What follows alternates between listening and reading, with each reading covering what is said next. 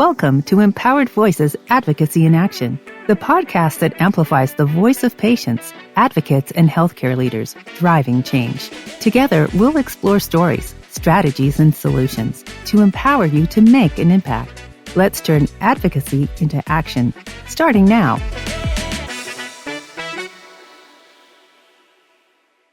Welcome back to another episode of Empowered Voices, Advocacy in Action, the official podcast of Heal Canada, where we bring patients, caregivers, clinicians, and advocates together to share stories, spark solutions, and elevate the patient perspective in healthcare and in all ecosystems. Today, we're honored to welcome a truly inspiring guest, Landon Barrowman.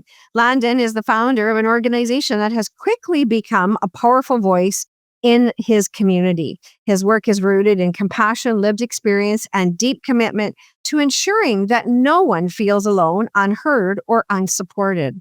What began as a personal mission has evolved into a platform for connectivity, advocacy, and real change. So in today's conversation, Landon is going to share with us the story behind his own organization, how it started, why it matters, and the incredible impact it is having, not only in Alberta, but across Canada, and let's hope beyond.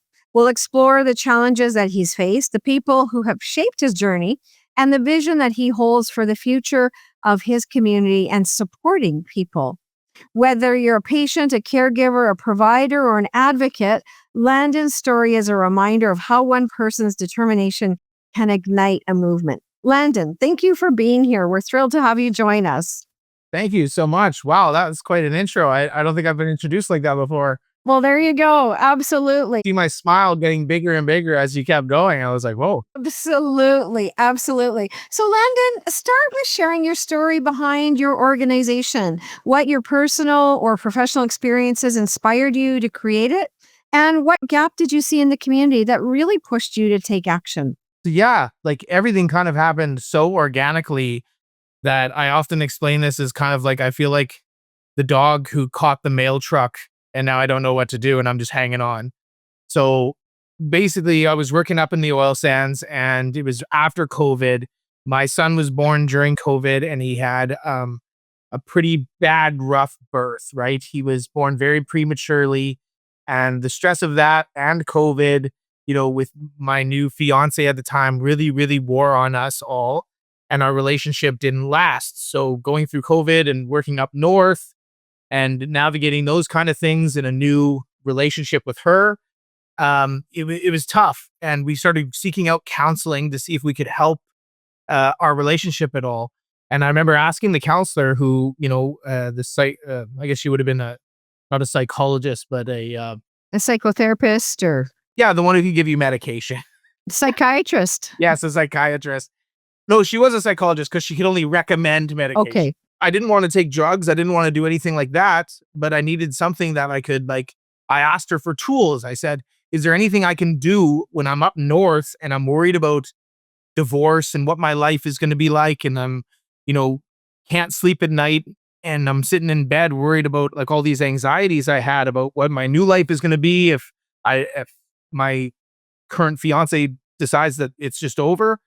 And so I kind of kept ruminating and going down these paths and she put me in the direction of dialectical behavior therapy, which I had a book of already, being an avid book collector. So I brought that up with me and I found the journal prompts helped a little bit, but I couldn't really get into it as much as possible. And then as you know, would be effective. And then life really started just kind of falling apart. Me and my fiance went separate ways. And then a lengthy custody battle ensued. She did not want to give me 50-50 custody of our son. So there was navigating that while working up north, 2 weeks on, 2 weeks off, 12-hour shifts. And then I found out shortly after that I had cancer in my colon. And then after that, my dad got very sick and he ended up passing away from respiratory failure. And eventually at the end of all of that, I, got laid off, which was like, oh my God. And at the time I had decided to try another path where I was going to educate myself and I was using cognitive behavior therapy skills and some of the core beliefs that they challenged. One of them that was most impactful was actually a core belief exercise where I asked a lot of people what their beliefs about me were. And even said to ask people that you might not be on good terms with. So I even asked my ex, like, what is something that, sticks out for me as something that you see as a good attributing feature. And she told me my ability to learn. And this really impacted me because this was somebody that like I was not on good terms with, would often say horrible things about me. But here she was being honest and vulnerable and said that my ability to learn anything was a real asset of mine. And that completely shifted my entire perspective of myself and encouraged me to go to school and become a psychologist and a counselor and kind of going towards these spaces because I saw how much cognitive behavior therapy was helping me. I was kind of inspired through that. Then going through these kind of things, I started looking around and seeing the other people around me. And a lot of the working guys around me in my crew were facing the same kind of problems and troubles. It was obvious, it was in my face. As I started battling for custody of my son, it inspired another guy up there to start battling for custody of his daughter. When my father passed and everybody kind of knew that, they offered their, Obligatory condolences. Yeah. yeah. And, then 2 months later, one of the toughest guys I know, his mother passed. And, just seeing him try to navigate these spaces and his emotional self was, hard. I could see that he had a lot of blockage and a lot of things that you just couldn't process. And having those skills, learned them through cognitive behavior therapy, I was like, well, there's definitely something in here to help these guys. Like I'm somebody who understands this whole situation that we're stuck in up here. And I saw the potential for being able to help a lot of people in the oil sands who are commonly just afflicted with, emotions they can't process and thoughts that they're not able to really understand correctly about how these thoughts are influencing them. And then just these horrible behavior cycles that are literally making their lives awful through addiction and drinking and just, wanting to get better, but not understanding why they're not in terms of health, eating, and lots of different things. And I saw cognitive behavior therapy as that method. Like there was a common thing in the programs I was using where they called the mental health tools. And that was where it kind of really clicked, was using them as tools in your cognitive behavior therapy toolbox. And I was like, if I can get a lot of working men to understand these things as tools and working on themselves, maybe they would be able to respond to this in a better way than going to therapy and talking to someone who they kind of feel a disconnect with. Absolutely. So it's the application, once you understand the precepts, or once you understand the objectives of what you're trying to do, now you have to apply them. Now you have to be able to use those tools, in your everyday life. So talk to me about, your organization and its defining purpose. So what's your core mission of your organization? And, has it evolved since its inception? Like, I'm sure you thought of something, you had the idea here in your head. And is it still true today, or is it kind of morphed a little bit into something bigger already, something better, something grander than what that first little seed was? Well, yeah, I mean, it started really small. It started as just a personal goal of mine to become a psychologist, right? And not really knowing what that entails. And I was like, I'm going to be a doctor of psychology. That's what I wanted to be. And in doing that, I was kind of wanted to help people immediately. So I got like a coaching degree or diploma or whatever, just from someplace online. And then started like kind of teaching people in my basement cognitive behavior therapy skills that I had used. And in doing that, these are like the humble beginnings of this. I realized that every time they left, they would be like at a loss of what to do and all the things we talked about. So I tried all these different methods of handouts. And I even made little cards for them to carry around of different things just to kind of remind them about what we talked about and just how to process things differently. And nothing seemed to work. So I made this little book for them to carry around. And this is the first edition of the book. And this got so successful that some people told me to put it on Facebook. So I did. And then I had everybody reaching out to get a copy. A lot of people who are friends of mine that are in the construction industry were curious as to what it was. A lot of wives were buying it for their husbands. People were buying it for their brothers, their boyfriends. Females mostly would really wanted this material to give to their husbands to show them a kind of a way to solve their problems if they weren't going to go to therapy or do any kind of work on themselves in that way. They kind of wanted to give them these tools. So it got into the hands of the president of the Edmonton Construction Association, who basically asked me, like, why isn't it on Amazon? It should be available to everybody. Like, you should be able to just look this up and then they have it. So then I put it on Amazon and got a bunch of people to do that. So this is now available on Amazon. And then he wanted to hire me for a talk to talk about what I was kind of doing. And this really started where everything was forming of what I was doing, because I started thinking about how the book reaches people. And then I had sold the book to a family member, and they kind of said they had bought it for another family member. And they said, well, I hope that they read it, but they don't really read. So I started thinking, well, how do I reach guys who don't read? And then I made a 7-lecture series that I put on YouTube. That's in the book. You can like just scan a QR code at the front of it, and it'll take you right to that 7-lecture series. So the book then becomes a workbook. I'm just talking to you the whole thing, and then you can just fill out the stuff as needed, and I teach you it, right? And then I thought, well, if they don't get the book and they don't get, onto the YouTube channel, how do I reach them then? And I thought, well, I have to come and meet them where they're at, which is on site. So then I started making all these kind of ideas for how to meet them there. And that's, what I came up with was a certified course, just like a training course that they would take for, H2S or fall arrest or anything like that, where they end up getting a certified card in mental health skills. And then I take them through a 4-hour course where I teach them all about, cognitive behavior therapy and how to apply it in the real world applications that might come up when they're out in the oil sands or on site. Like one of the instances, just to give you an example, is like a guy's about to get on a elevated work platform. He's in his fall arrest. And, the night before he had a fight with his wife over buying their daughter a new car for her 16th birthday. He apologizes to her, but, right before he gets on, he sends her a text, and then she just sends like a simple K back, a 1-letter answer that he, immediately interprets as her being angry, as opposed to her being busy or, being contemplative or any kind of other thing. This could ruin his day and upset his focus when he's about to do a pivotal task, like go up in an elevated work platform and work on the side of a building at a height. You see it all the time where people in safety incidences, they look at the reducing factor, and a lot of it is focus.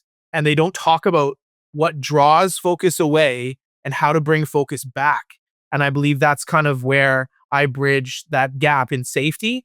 And, bringing this to people on site in that way, I think I bridge the gap in connectedness, right? Absolutely. And being a human resource professional in my previous life, I understand totally the connectivity and counseled, many of my own employees in that regard of ensuring a healthy and safe work environment. And so a healthy work environment not only is a physically healthy environment, but also mentally healthy. And so employees who are working in safety sensitive positions have to maintain and be maintained to work safely, not only physically, but mentally as well. And so very, very inspiring that you've taken this insight that you gained as an individual through your own set of circumstances and now said, you know what? It would be shameful for me to just keep this knowledge with me and not expand on it and not share it with other people, because that's truly, if we hoard that information, nobody else benefits from it. It's true. There's a really good quote from like a cynic philosopher named Demonax, when he's asked why he was never initiated into like the great secrets of, Greek philosophy in Rome and stuff. And he's like, well, if I found them to be, awful, I would tell everybody I know not to waste their time. And if I found them to be great, they wouldn't be secrets anymore, because I would tell everybody, it's my duty as humanity to tell people. And that's kind of what I found really interesting, is that like, how many therapy sessions would it take until someone learns these lessons? And what's combined in this book for an entire cognitive behavior therapy lesson to give you in 4 hours, a lot of the lessons, like I repeat, just like using a screwdriver or a tool, you can have it in your hand, you can understand what it is, but it takes practice and use to really get that screw in there. And I use that analogy lots, like you're like a toddler with a screwdriver. I've shown you the tool, I've put it in your hands, but you really need to practice it to use it. But, having it inaccessible is the hardest part, because so many times people will have to go to therapy and pay quite a lot of money to go through numerous sessions. I mean, I think I paid like upwards of $500 before, I even got a book recommendation and where to look. So let alone a breathing exercise or, someone to set goals to kind of get my head straight of what I want out of life and what I want to do with the problems I'm facing. So that's why I kind of want to make these therapy tools so accessible.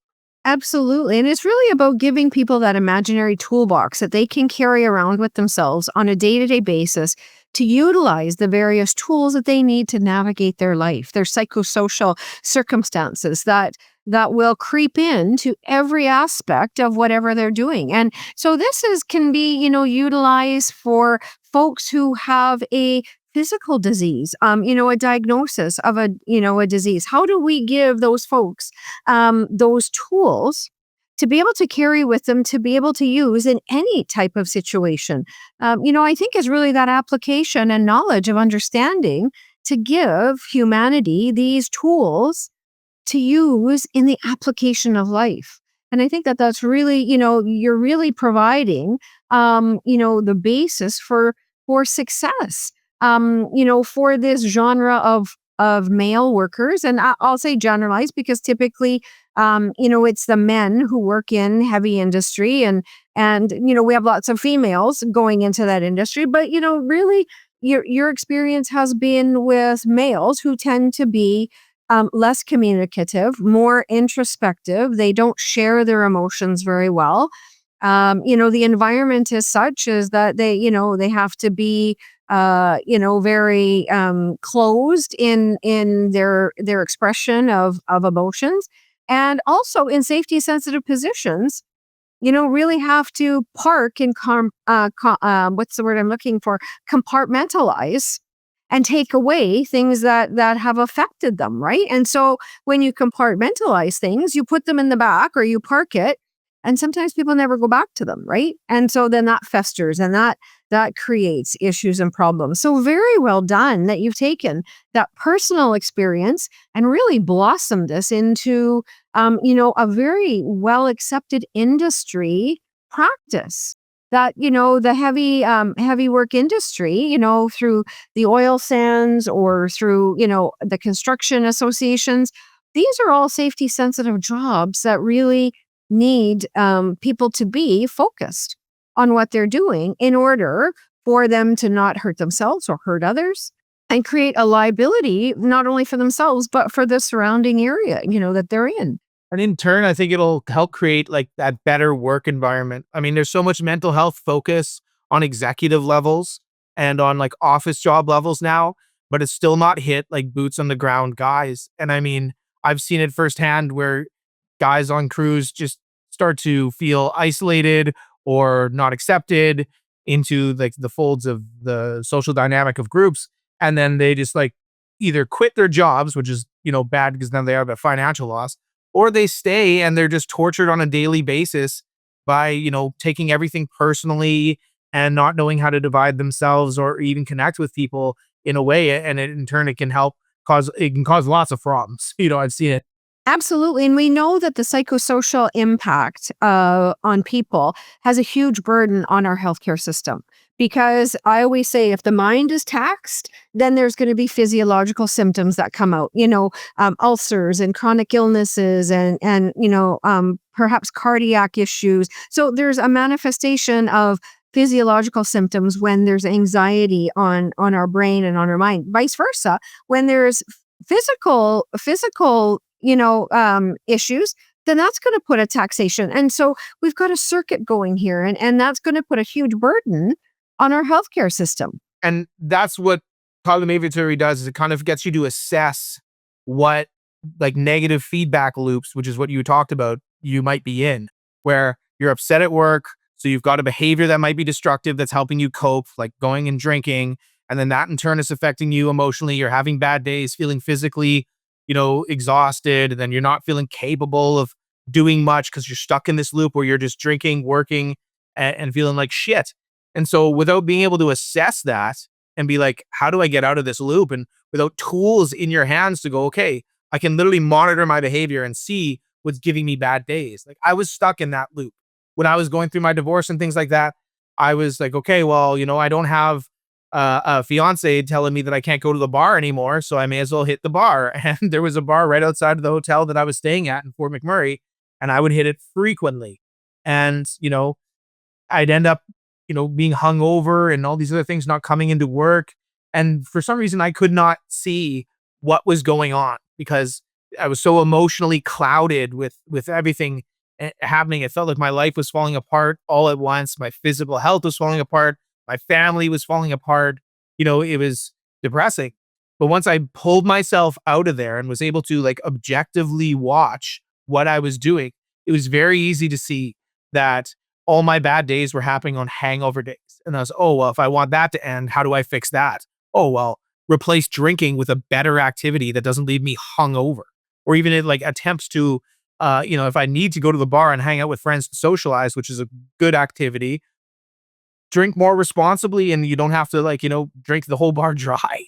So these things which seem so simple and easy is often why they're so missed, right? Because, you just think it doesn't work because it's too simple. If it was that easy, everybody would do it. But it is that easy. The reason why people don't do it is they're stuck in those emotional clouds and they can't come out of the forest to see the trees. And once they place themselves in that objective and they become like almost a scientist watching their own lives, monitoring their own thoughts, examining their emotions and start picking apart the things that work and see and learning about themselves, that's where the magic happens. And what I kind of uncovered and discovered about this is that like all therapy, like all religious experiences, everything that you see is just self-discovery. That's why it's so important. You kind of get pulled into this understanding of who you are as a person, how you react to certain situations, what you like, what you dislike, how your body reacts to things.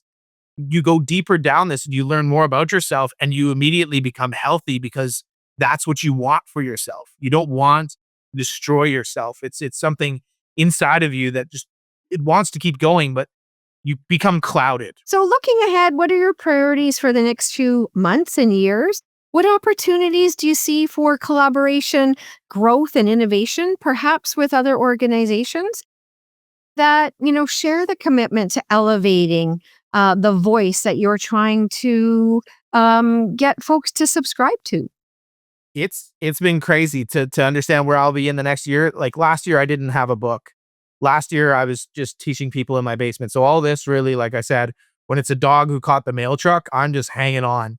And opportunities open up to me, and I'm a bigot, just like opening those doors and seeing what's in that room and talking to everybody who's in there and seeing what happens, right? I'm lucky that I'm a musician, and I learned a couple good tricks from musicians, which is, shameless self-promotion.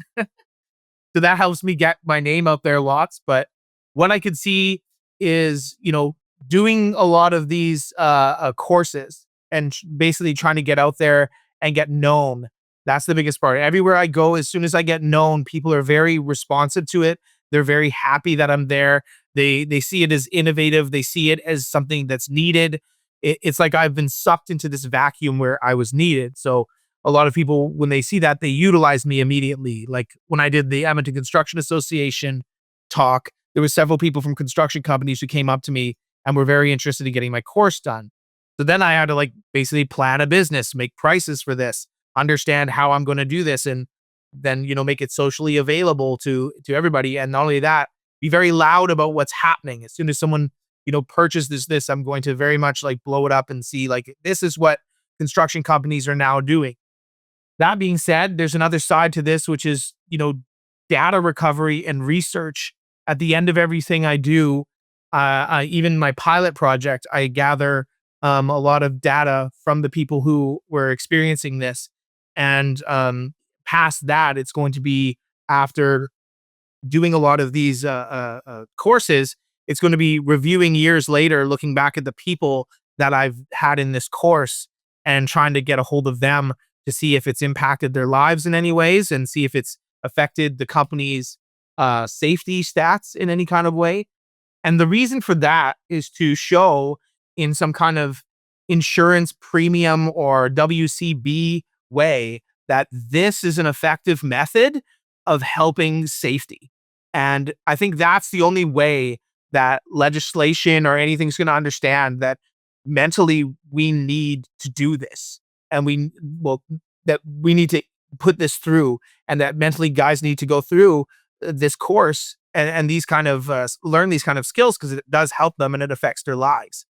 For instance, what I'd love to see is there was a University of Calgary paper that was just released, like I think it was last week, about the domestic violence inside of Cochrane. And it said that domestic violence went up like 57%. And the only thing I can think of is like, do these guys know cognitive behavior therapy skills? Like, I doubt it, right? Like they're upset about something and they're fighting with their spouses and they're upset.